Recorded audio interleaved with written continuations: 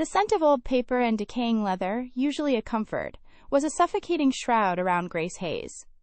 Across the polished mahogany counter, the developer, a man tailored in smug confidence, let his final words drop like stones into the hallowed silence of her bookshop. "This place is a tomb, Ms. Hayes, and you're its ghost. I'm offering you a chance to walk out.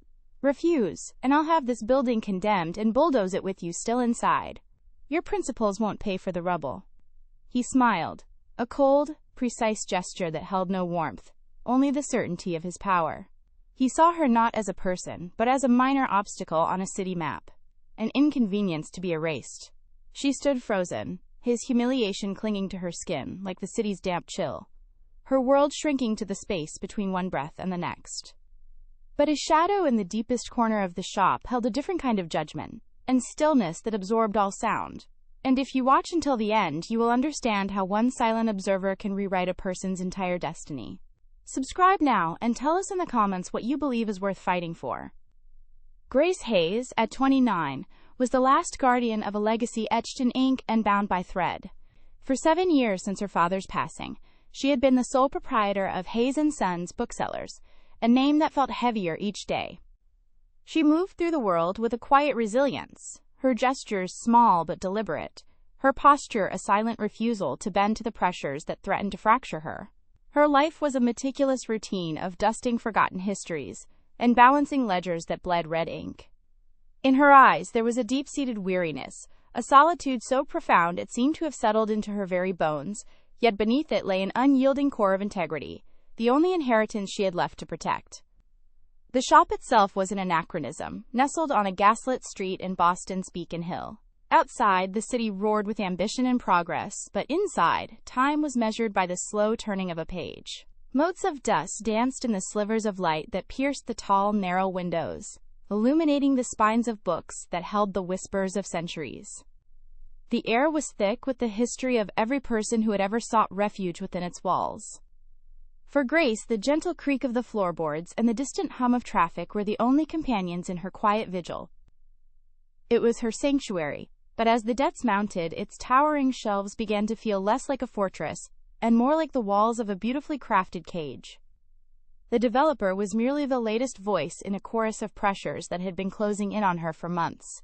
His threats were a physical manifestation of the letters tucked beneath her cash register, final notices and legal warnings printed in stark, unforgiving black ink. He represented a world that saw her life's work not as a cultural treasure, but as untapped square footage, a prime location for luxury condos. Every ring of the shop's bell made her flinch, expecting another creditor, another reminder of her failure to keep the modern world at bay. She was trapped between a promise made to her late father and the crushing reality that her sense of honor was a currency no one accepted anymore. Her fight was not for profit, but for principle. She remembered her father's hands, calloused and stained with ink, as he taught her how to repair a broken spine, telling her that stories were the only things that truly survived. "We don't sell books, Gracie," he'd said, his voice a low, gentle rumble. "We're keepers of memory." That memory was what she clung to in the suffocating quiet of her evenings.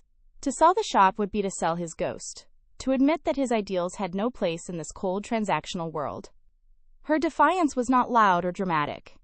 It was a silent, exhausting war waged within herself, a desperate effort to prove that some things were not for sale. As the developer's footsteps faded, leaving behind an echoing silence, the atmosphere in the shop shifted. The air grew heavy, colder, as if the very shadows in the corners had deepened and drawn closer. The soft golden light from the street lamps outside seemed to dim, unable to penetrate the oppressive stillness that had descended. Grace felt a prickling on her skin, the distinct, unnerving sensation of being watched. It was a gaze she could not see but could feel with absolute certainty. A presence that had been there all along, patient and silent in the darkness, waiting for the noise to cease. The real danger had not just walked out the door, it had been breathing the same air as her the entire time. Her shift at the Gilded Lantern began 2 hours after the developer's departure, a jarring transition from the sacred quiet of her shop to the orchestrated chaos of fine dining. The scent of aged paper was replaced by the cloying sweetness of expensive perfume and the sharp aroma of seared scallops. Here, Grace was not the guardian of a legacy, but just another server, her identity stripped away and replaced by a starched, ill-fitting black uniform that felt like a costume for a role she despised. She moved through the maze of tables with a practiced, unobtrusive grace, her face a carefully composed mask of polite indifference. Each clink of silverware against porcelain was a reminder of the chasm between her world and this one. The uniform itself was a daily humiliation. Its stiff collar chafed her neck, a constant, irritating reminder of her servitude. It was designed to make her blend into the mahogany-paneled walls, to be a functional, almost invisible part of the opulent decor. She tied the crisp white apron around her waist, the knot a small, tight symbol of her constrained life. In this attire, she was anonymous, her thoughts, her worries, her desperate fight for the bookshop all concealed behind a placid smile. She was a ghost here, too, but of a different sort. A phantom paid to cater to the whims of those who would never know, or care about, the name of the woman refilling their water glasses. The Gilded Lantern was a theater of power, and Grace had a backstage view. She watched men like the developer close deals over plates of food that cost more than her weekly earnings. They spoke in low, confident tones, their laughter echoing with the casual cruelty of a world built on acquisition. The dim, amber lighting was designed for intimacy and conspiracy, casting long shadows that seemed to swallow the light. Grace moved through these shadows, her senses on high alert, absorbing the ambient tension, the unspoken threats, and the sheer, unadulterated privilege that saturated the air. She felt like an anthropologist studying a foreign, predatory tribe she was forced to serve. Her immediate oppressor was not a real estate tycoon, but the restaurant's manager, Mr. Davies. He was a man who wielded his minor authority like a weapon, finding satisfaction in small acts of tyranny. He would watch her from across the room, his eyes lingering, a slight, knowing smirk on his face. He corrected her posture, critiqued her smile, and often held her back after her shift for trivial infractions. His power over her was absolute. She needed this job, and he knew it. His condescending praise was somehow more demeaning than his overt criticism, each word a carefully placed stone, meant to chip away at her composure and remind her of her place. The hours bled into one another, marked only by the relentless chime of the service bell and the ache that spread from her feet up through her spine. It was a physical manifestation of her emotional exhaustion. Each table was a new performance, a delicate dance of service and invisibility. She carried heavy trays, her arms trembling with fatigue, while maintaining a serene expression. She recited specials about truffle-infused oils and vintage wines, the words feeling alien and absurd on her tongue. The large, ornate clock on the wall seemed to mock her, its hands moving with agonizing slowness, each tick a measure of the life she was spending to save another. Every dollar she earned was already spent. In her mind, she was a frantic accountant, calculating and recalculating. This table's tip might cover the electricity bill for the shop. The next few might make a small dent in the property tax arrears. It was a desperate, unending cycle of earning and losing, a constant battle against a tide of debt that threatened to pull her under. The money she made here, stained with her quiet humiliation, was the only thing keeping her father's dream from being auctioned off and turned into rubble. This knowledge was both her motivation and her torment, the fuel that kept her moving long after her spirit felt broken. The weight of her responsibilities extended beyond the bookshop's ledger. Her mother, living in a small assisted living facility upstate, depended on her for the monthly payments that her meager pension could not cover. The phone calls were always the same, her mother's cheerful, oblivious chatter about her day, and Grace's reassuring lies that everything was fine, the business was good. The guilt of this deception was a heavy cloak she wore constantly. She was fighting a war on two fronts, protecting both her father's legacy and her mother's peace of mind, and the strain was carving fine lines of exhaustion around her eyes. The journey home was a descent back into reality. She would leave the gilded cage of the restaurant and step onto a crowded late-night bus, the air thick with the smell of damp wool and shared fatigue.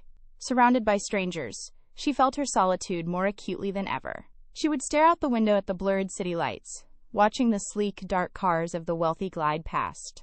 In those moments, the city felt like a living entity, its heart beating with a rhythm of power and money she could hear but never join. She was an outsider looking in, a spectator to a life that would forever be beyond her reach. Back in her small apartment above the shop, the silence was a welcome balm. She would peel off the uniform, dropping it in a heap on the floor as if shedding a false skin. The oppressive weight of the day would begin to lift, but the exhaustion remained, a deep, resonant ache in her bones. She would make a simple cup of tea and sit by the window, a book of poetry open in her lap, though she rarely had the energy to read. It was in these quiet, stolen moments that she allowed herself to feel the full weight of her loneliness, a silent grief for the life she might have had. Tonight, however, the quiet was shattered. As she was leaving through the restaurant's back alley, Mr. Davies cornered her, blocking her path. The dim light cast his face in menacing shadows. "There's been a discrepancy in the register, Grace," he said, his voice a low, accusatory purr. "From your station." He took a step closer, the smell of stale coffee on his breath. "We could forget about it. Maybe you could show me how grateful you are." The proposition hung in the cold air, a vile, suffocating poison. It was not a question, but a threat, a final crushing act of injustice that left her trapped between the cold brick wall and the predatory gleam in his eyes.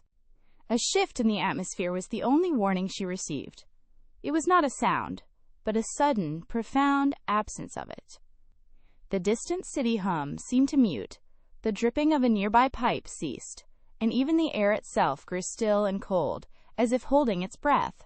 From the deepest shadows of the alley, a figure detached itself from the darkness. He wasn't large, but his presence consumed the space, a gravitational center of absolute silence and control. He moved with an unnerving economy of motion, his polished leather shoes making no sound on the grimy pavement. The alley, which a moment ago had felt like a trap, now felt like a stage, and the players had just been rearranged by an unseen hand. The man was a void into which all light and sound collapsed. His name was Vincent, though she did not know it yet. He was dressed in a suit so dark it seemed woven from the night itself, tailored with a precision that spoke of immense wealth and discipline. There was no visible security, no entourage, yet he carried an aura of inviolable authority, as if the shadows themselves were his sentinels. His face was a study in controlled severity, sharp angles, a firm jaw, and eyes that held the cold, clear depth of a winter lake. They were eyes that missed nothing, that assessed and dismissed the world with an ancient weariness. A thin, pale scar traced the line of his left eyebrow, the only flaw in an otherwise immaculate and imposing facade, a permanent reminder of a violence he had mastered. Vincent did not look at Grace. His gaze settled on Mr. Davies with a dispassionate, analytical calm that was more terrifying than any overt threat. He didn't speak. He didn't need to. In his stillness, there was a judgment so complete, so final, that it stripped Davies of his cheap power, leaving him exposed and pathetic. The manager's sneer faltered, melting into a slack-jawed expression of disbelief, which quickly curdled into raw, primal fear. He seemed to shrink under the weight of that silent scrutiny, his blustering confidence evaporating into the cold night air. It was a complete and utter dismantling of a man, performed with nothing more than a look, a testament to a power that operated on a plane far beyond mere workplace tyranny. "I believe the lady was leaving," Vincent said. His voice was low and even, devoid of emotion, yet it resonated with an authority that vibrated in the very bricks of the alley. It was not a request or a suggestion. It was a statement of fact, a correction of a disruption in his world. The words were simple, but they carried the unspoken weight of consequence, the chilling certainty that disobedience was not an option. Davies, who had been a predator moments before, now resembled a cornered animal. He flinched as if struck, his eyes darting between Vincent and the exit, a desperate calculation of survival flickering across his face. He saw no escape in Vincent's cold gaze, only an abyss. Without another word, Davies scrambled backward, stumbling over his own feet in his haste to obey. He offered no apology, no explanation, just a choked guttural sound of terror, as he turned and fled, his footsteps echoing frantically down the alley until they were swallowed by the city's noise. The oppressive tension of the confrontation vanished with him, but it was replaced by something else, something heavier and more complex. The alley was now unnervingly quiet, a pocket of stillness in the chaotic heart of the city. Grace was left alone with her savior, a man whose silence was more intimidating than Davies' loudest threats had ever been. She remained pressed against the wall, her heart hammering against her ribs. Then, for the first time, he turned his gaze to her. The intensity of it was a physical force, pinning her to the brick. She expected to see contempt, or perhaps a cold indifference, the look of a man swatting away an insect. But what she saw stopped her breath. There was no pity in his eyes, but there was a flicker of something she could not name, a stark, painful recognition. It was as if he were looking past her fear, past her uniform, and into the core of her, seeing the quiet, unyielding integrity she fought so hard to protect. He saw the very thing the world was trying to crush, and for a split second the icy control in his expression fractured, revealing a deep, hidden wound. Grace found herself unable to look away, caught in a silent exchange that felt more significant than any conversation she had ever had. She saw the man, but she also felt the immense, sorrowful weight he carried. The darkness around him was not just a product of the unlit alley. It was an intrinsic part of him, a cloak of loneliness and guilt he wore as impeccably as his suit. She was afraid of him, a deep, instinctual fear of the violence he so clearly commanded. Yet, beneath the fear, a strange, unwelcome current of empathy stirred within her. She was looking at a man who had the power to break the world, yet seemed to be irrevocably broken himself.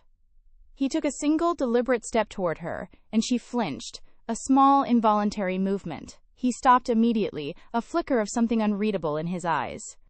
He raised a hand, not to touch her, but to gesture gently toward the street. "You won't be troubled here again," he said, his voice the same low, even tone as before. The words were a promise, but they felt like a pronouncement, a binding contract she had not agreed to sign. It was a shield offered by a shadow, and she knew, with a certainty that chilled her to the bone, that such protection would come with a price she couldn't possibly comprehend. He was not just solving a problem, he was claiming the space around her. Without waiting for a reply, he turned and walked away, his form dissolving back into the darkness from which he had emerged. A moment later, she heard the soft, powerful purr of a luxury car engine starting, followed by the quiet click of a closing door. The sound was discreet, almost swallowed by the night, a final testament to his seamless, ghost-like presence in the world.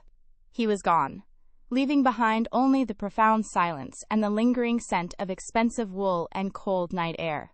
The alley felt empty now, but it was a different kind of emptiness, one that was defined by the immense space he had just occupied, a vacuum left in his wake.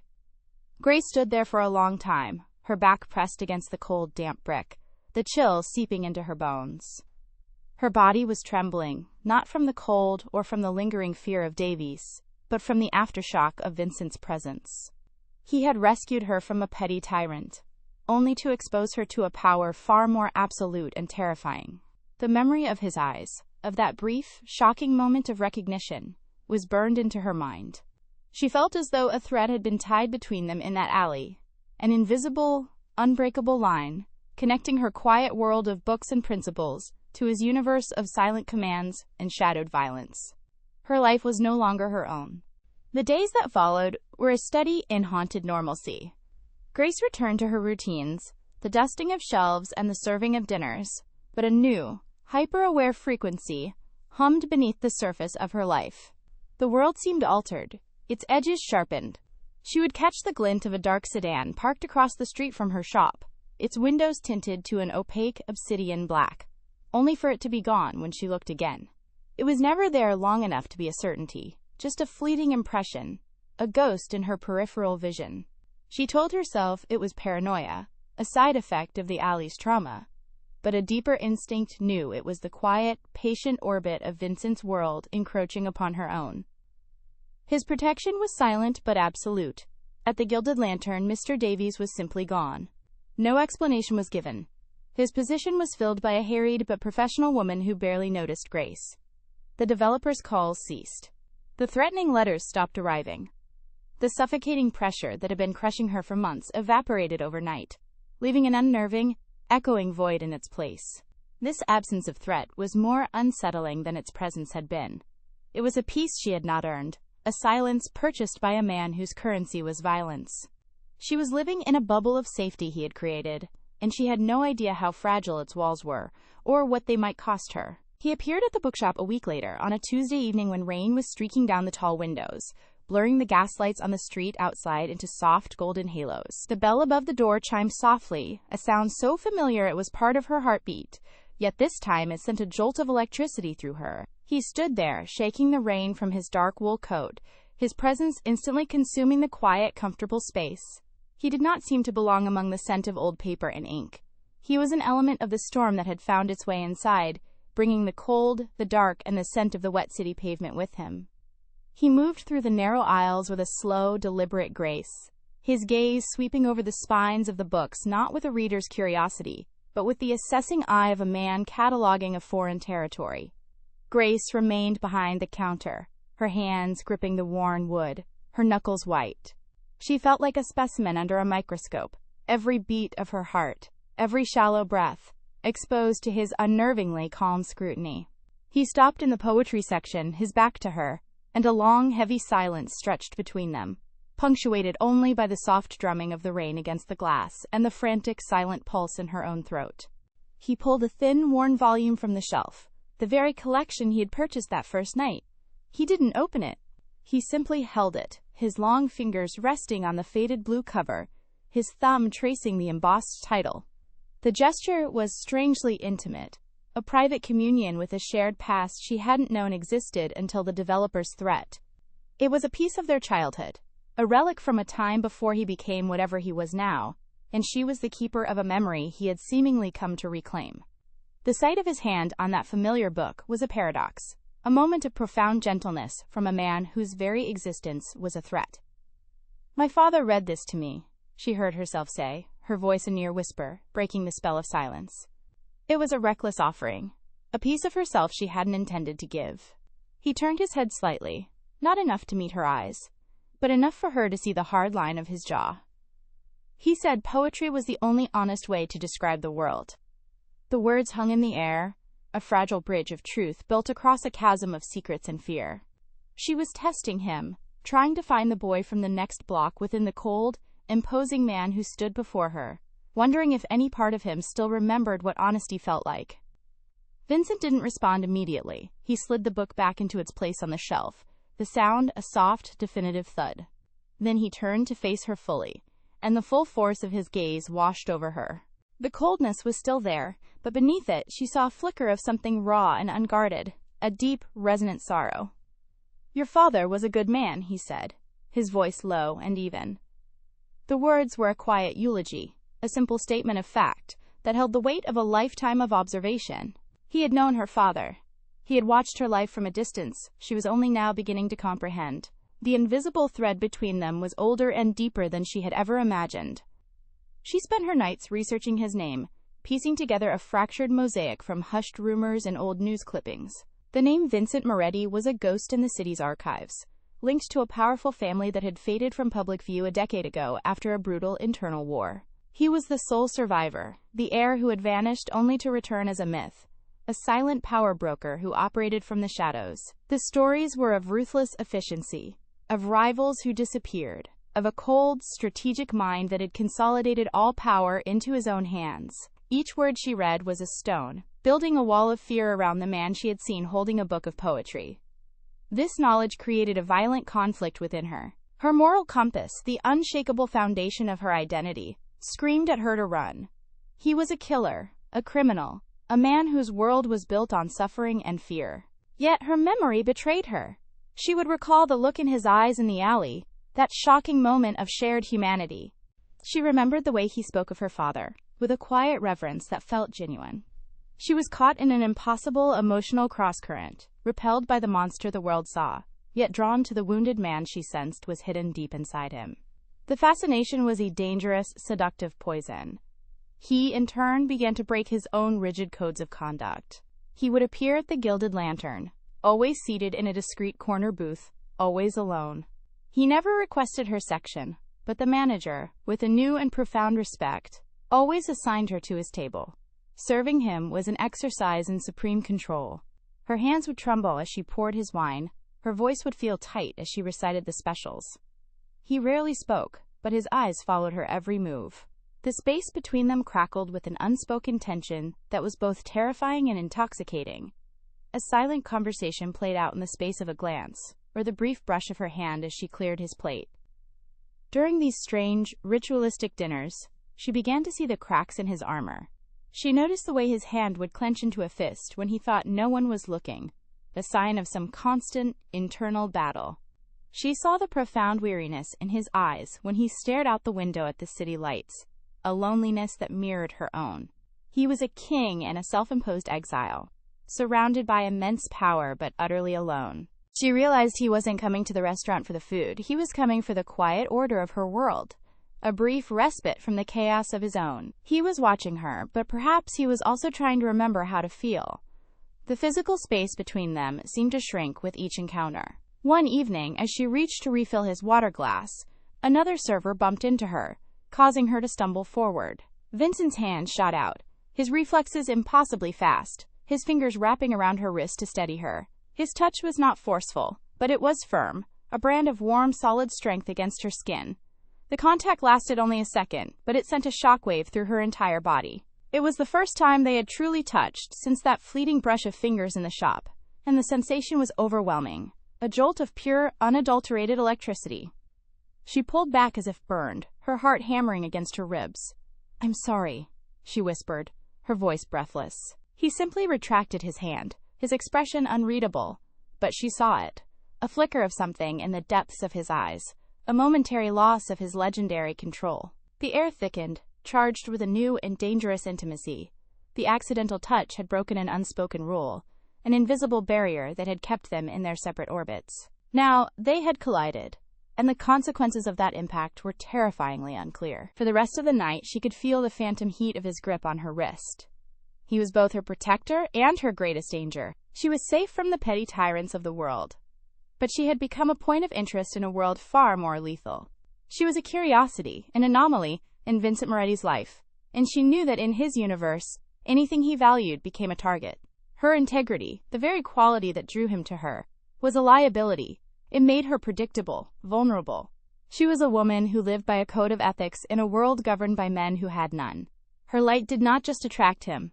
It made her a beacon for all the other darkness that surrounded him. This danger became terrifyingly real one night as she was closing the bookshop. A long, black town car, different from Vincent's, pulled up to the curb. A man she had never seen before stepped out. He was older, with a cruel smile and eyes that were cold and empty. He didn't approach her, didn't say a word. He just stood by his car, lit a cigarette, and watched her lock the door, his gaze a physical violation. He was a messenger, and his message was clear. "We know who you are. We know what you are to him. You are no longer invisible. You are now a part of the game." Fear, cold and sharp, pierced through her. This was not a petty threat from a manager or a developer. This was the real face of Vincent's world, and it had found her. She fumbled with her keys, her hands shaking uncontrollably, her breath catching in her throat. The man just smiled, a slow, predatory curving of his lips, before getting back into his car and driving away, leaving her alone on the dark, gaslit street. The silence he left behind was filled with the promise of violence, a threat that would not be negotiated or bought off. It was a threat that could only be answered with more violence. Just as panic threatened to consume her, Vincent's car glided to a stop at the opposite end of the street. He didn't get out. The engine remained a low, powerful hum in the sudden stillness of the night. He was simply there, a dark sentinel watching from the shadows. He had seen it all. She knew with a chilling certainty that he had allowed it to happen. He had let her see the danger, let her feel the fear, to make her understand the stakes. It was a cruel, calculated lesson in the reality of his life. He was showing her that her quiet world was gone, and the only safety she had now was the one he offered, a cage forged from his own darkness. The man from the town car entered the bookshop not with a chime, but with a suffocating silence that seemed to drink the warm, golden light from the room. He moved with a languid, reptilian grace, his expensive suit a stark and profane intrusion among the hallowed shelves. It was Costello. He ran a gloved hand over a stack of first editions, leaving a faint, oily smudge on the leather, a mark of casual desecration. His eyes, small and dark like chips of obsidian, found Grace behind the counter. He smiled, a gesture that held no warmth, only the chilling promise of a slow and meticulous destruction. "A museum," he said, his voice a low, gravelly insult. "And he's bought himself the curator. How quaint. Tell me, does he read you poetry before he puts the city to sleep?" His words were meant to strip her of her dignity, to reduce her to a commodity, a weakness in Vincent's armor. He walked the perimeter of the shop, his presence a poison seeping into the floorboards, tainting the very air she breathed. He was not just threatening her. He was dismantling her life piece by piece before her eyes, turning her sanctuary into a stage for his performance of dominance. He picked up a small, fragile book of sonnets, fanning the pages with a thumb that looked brutally out of place. "It's a shame," he mused, looking directly at her. "All this history. It burns just the same as anything else." The threat was no longer veiled. It was a clear and vivid image of fire consuming everything she had ever loved. Then, the world outside the shop's front window seemed to bend inward. Vincent was simply there, standing on the threshold, a figure carved from the encroaching night. He did not move, he did not speak. But his stillness was a force of nature, a sudden drop in atmospheric pressure that made the air crackle. Costello's smile tightened, the amusement in his eyes replaced by a hard, glittering hatred. The two men faced each other across the length of the shop, a silent declaration of war, in a place built for quiet contemplation. The space between them was charged with a history of violence so deep it felt ancient, a rivalry that had been waiting for the right spark to finally ignite into an inferno. Costello turned his attention back to Grace, a cruel and deliberate pivot. He saw her not as a person, but as the perfect weapon to wound the man who stood in the doorway. "Look at you, Vincent," he sneered, his voice dripping with contempt. "Hiding in the shadows, playing protector to a little bird with a broken wing. The great Moretti, brought to his knees by a pretty face and a pile of dusty paper. Your father would be ashamed to see how soft you've become." Every word was a carefully aimed dart, intended to provoke, to shatter the icy control that was Vincent's most formidable weapon. He wanted to force Vincent to react, to prove that this attachment had made him reckless, had made him weak. But it was Grace who broke the silence. Her voice, when it came, was not loud, but it cut through the venomous tension with the clean, sharp edge of a razor.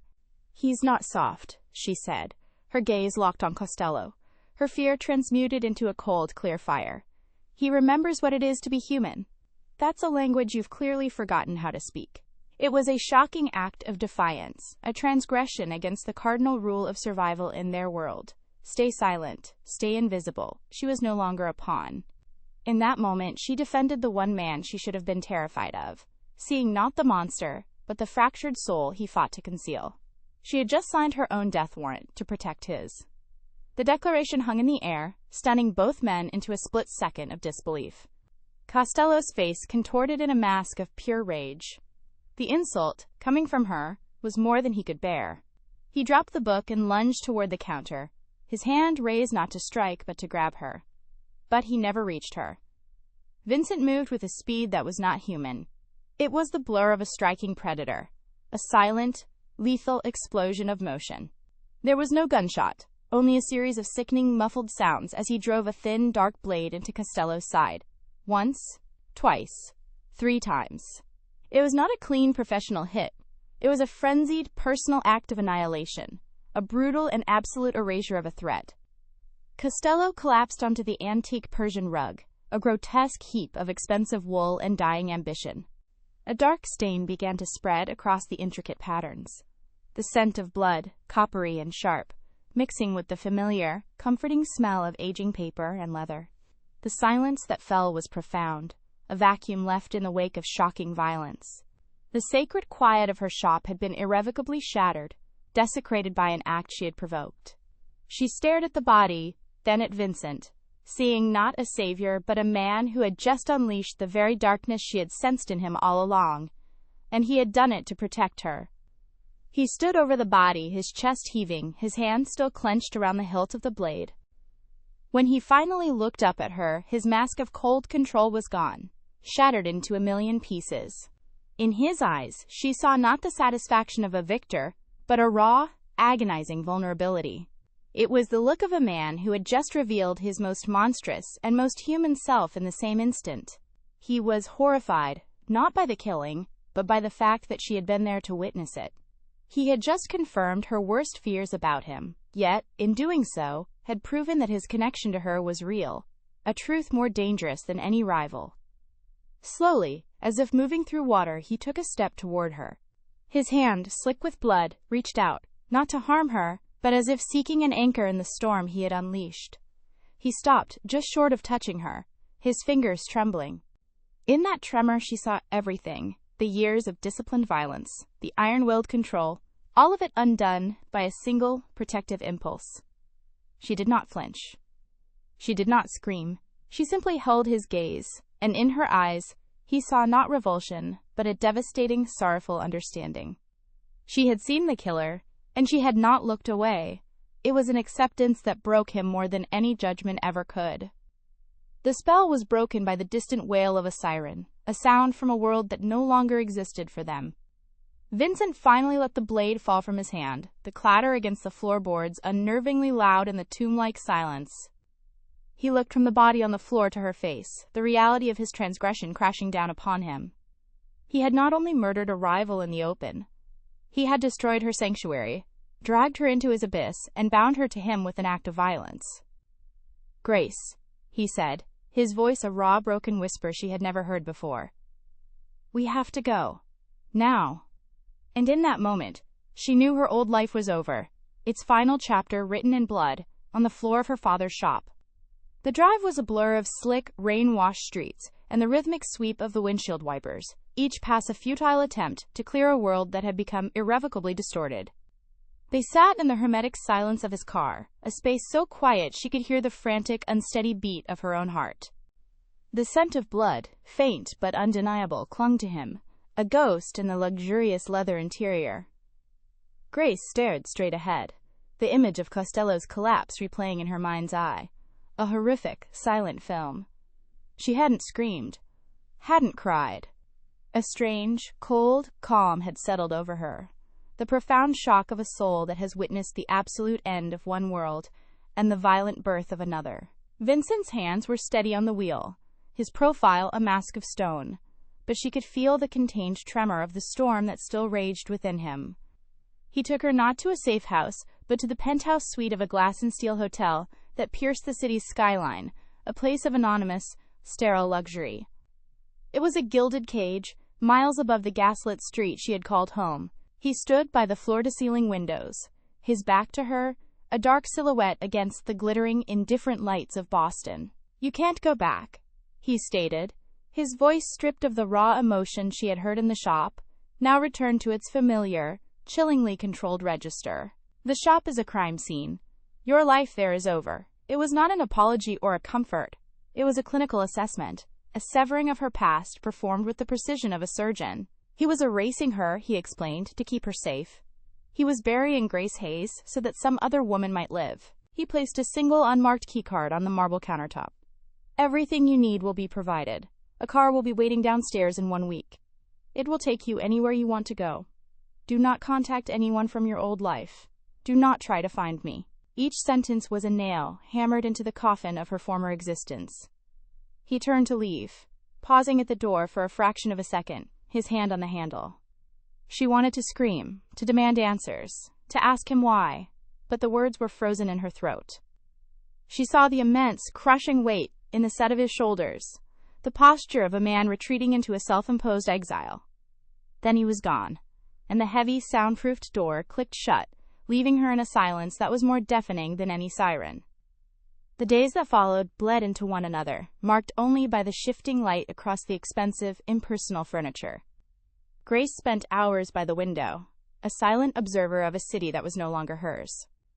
She watched the rain fall, tracing the path of individual droplets as they slid down the glass, tiny, solitary journeys that ended in nothing. The world below moved on, its rhythm of traffic and commerce unbroken, completely unaware of the life that had been so violently uprooted. She was a ghost haunting a palace, surrounded by every material comfort, but starved of the only thing she had ever truly owned, her identity. The luxury was a constant, suffocating reminder of the man who had put her there, his power as vast and as cold as the view from her window. In the crushing quiet, her mind replayed the events in the bookshop, not with fear, but with a terrifying clarity. The moral lines, once so clear and defined, had blurred into an indistinguishable gray. She had stood in her father's sanctuary and defended a murderer. She had seen the humanity in a man just moments after he had extinguished another's. The guilt was a physical weight, a constant pressure behind her eyes. It was not the guilt of a victim, but of an accomplice. Her defiance, Her one brave, reckless act of empathy had been the catalyst.